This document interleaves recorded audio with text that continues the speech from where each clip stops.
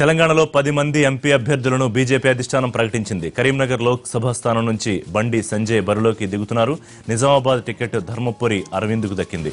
మల్కాజ్గిరి రామచంద్రరావు పోటీ చేస్తారు.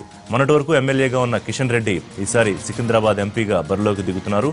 మల్కాజ్గిరి నుంచి రామచంద్రరావు, మహబూబ్ నగర్ డీకే అరుణ, నాగర్ కర్నూల్ బంగారు శృతి, నల్గొండ జితేంద్ర కుమార్, భువనగిరి శ్యామసుందర్, వరంగల్ చింతా సాంబమూర్తి, అలాగే మహబూబాబాద్ నుంచి హసన్ నాయకులకు అవకాశం దక్కింది. సికింద్రాబాద్ నుంచి సిట్టింగ్ ఎంపీగా ఉన్న దత్తాత్రేయ స్థానంలో కిషన్ రెడ్డి బరిలోకి దిగుతున్నారు. బీజేపీ వెల్లడించిన జాబితాలో తెలంగాణకు సంబంధించిన 10 మంది ఎంపీ అభ్యర్థులను ప్రకటించారు. పూర్తి డీటెయిల్స్ మహేష్ అందిస్తారు. మహేష్, బీజేపీ ఎటకేలకు మొదటి జాబితాని ప్రకటించింది. పార్లమెంటుకి ఎన్నికలకు పోటీ చేస్తున్న వారితో 182 మందితో జాబితా ప్రకటించింది. అందులో తెలంగాణకు సంబంధించినటువంటి 10 పార్లమెంటు స్థానాలకు సంబంధించినటువంటి అభ్యర్థులు. మొత్తం తెలంగాణలో 17 స్థానాలు ఉండగా అందులో ప్రస్తుతానికి 10 స్థానాలకు సంబంధించినటువంటి అభ్యర్థులను బీజేపీ ప్రకటించింది. ఇంకా మిగతా 7 స్థానాలకు సంబంధించినటువంటి అభ్యర్థులని పెండింగ్లో పెట్టింది. అయితే ఈ 10 స్థానాలు కనుక చూసినట్లయితే ఇప్పటివరకు సికింద్రాబాద్ నుంచి ప్రాతినిధ్యం వహిస్తూ వస్తున్నటువంటి దత్తాత్రేయకు ఈసారి టికెట్ ఇవ్వలేదు.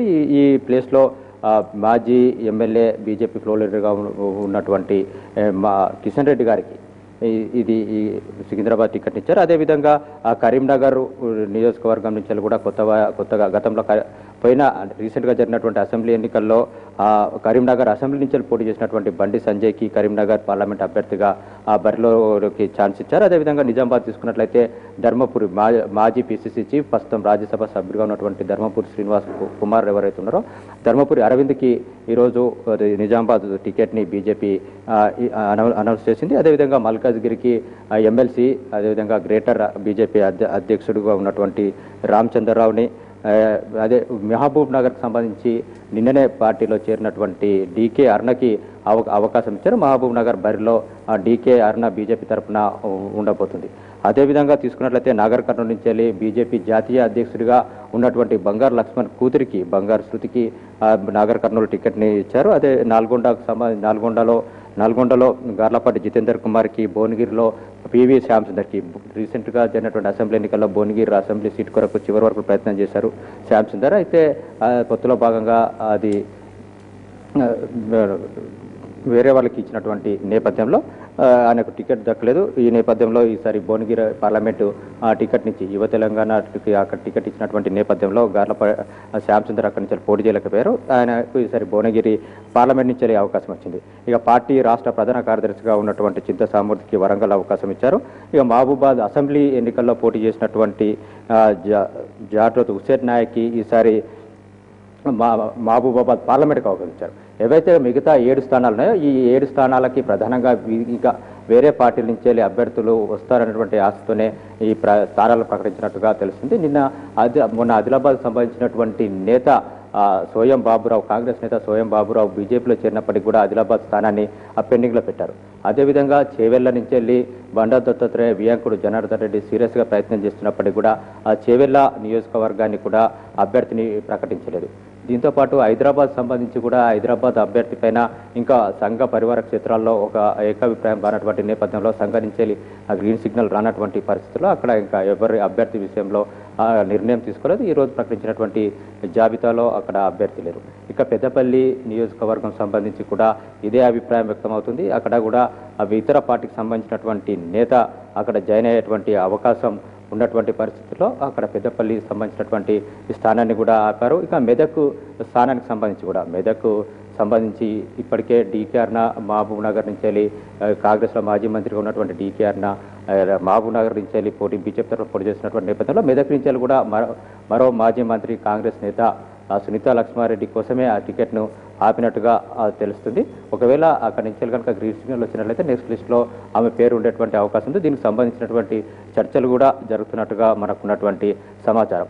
ఈ 7 స్థానాలు ఏవైతే ఉన్నాయో ఈ 7 స్థానాలని ఇతర పార్టీకి సంబంధించినటువంటి నేతలు వచ్చేటువంటి అవకాశం ఉన్నటువంటి నేపథ్యంలో వాటిని పెండింగ్లో పెట్టారు. నెక్స్ట్ 1-2 రోజుల్లో వాటిని కూడా క్లియర్ చేసేటువంటి అవకాశం ఉంది. ఎగ్జాక్ట్లీ మహేష్, సమయం కూడా ఎక్కువ లేదు. 23-24 నామినేషన్లు వేయడానికి అవకాశం లేదు. హాలిడేస్ 25 ఒకటి ఉంటుంది, ఇక రేపు ఒకటి మిగిలింది. బహుశా ఈ 2 రోజుల్లో ఖరారు చేస్తే 25 వాళ్ళు నామినేషన్ వేసే అవకాశం ఉంటుంది. సో లక్ష్మణ్ పార్టీ అధ్యక్షుడికి సంబంధించి ఆయన పేరు కూడా ప్రచారంలో నడిచిందంటే సికింద్రాబాద్ కిషన్ రెడ్డికి వస్తుందా లక్ష్మణ్కి వస్తుందని. సో కిషన్ రెడ్డి పేరు ఖరారు అయిపోయింది. లక్ష్మణ్ ఇక ఎంపీ అభ్యర్థిగా బరిలోకి ఎక్కడి నుంచి దిగే అవకాశం ఉందా, ఇక లేనట్టేనా?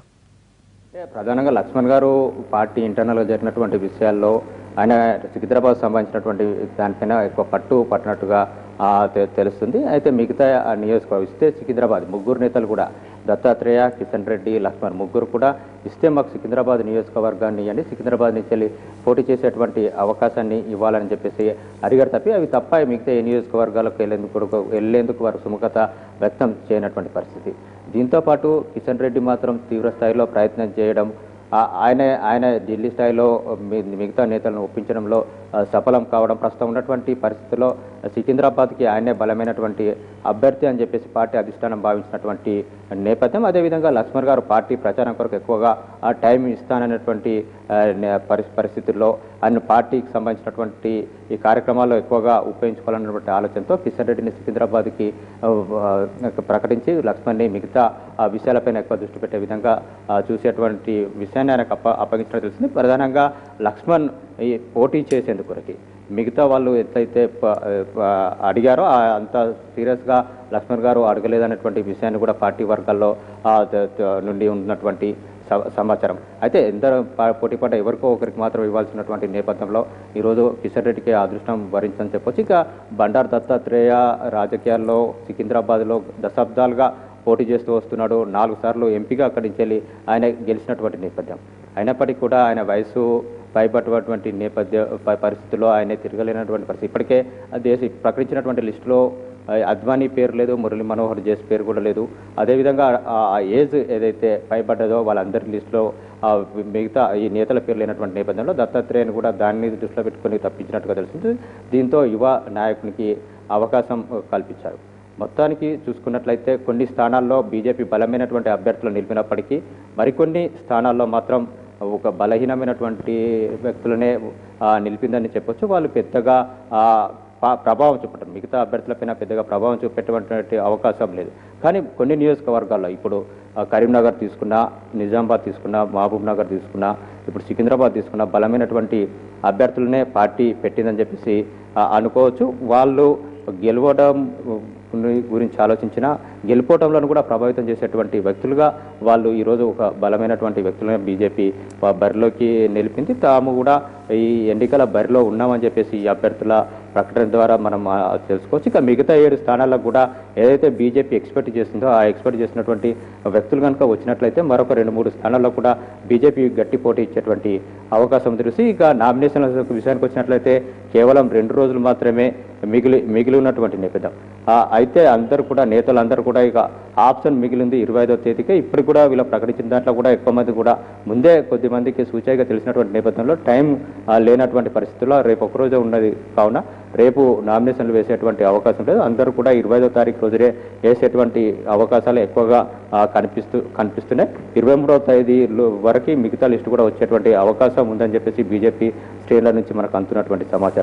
Right, thanks Mahesh for the update. So మొత్తం మీద ఇంకా కాంగ్రెస్ పార్టీ నుంచి కొంతమంది నాయకులు వచ్చే అవకాశం గురించి బీజేపీ ప్రయత్నాలు చేస్తోంది. ముఖ్యంగా సునీత లక్ష్మారెడ్డి విషయంలో మెదక్ స్థానం పెండింగ్లో ఉంది, అలాగే పెదపల్లి స్థానం కూడా పెండింగ్లో ఉంది. మొత్తం మొదటి లిస్టులో 10 ఎంపీ అభ్యర్థులకు సంబంధించి డీటెయిల్స్ లిస్ట్ని బీజేపీ విడుదల చేసింది.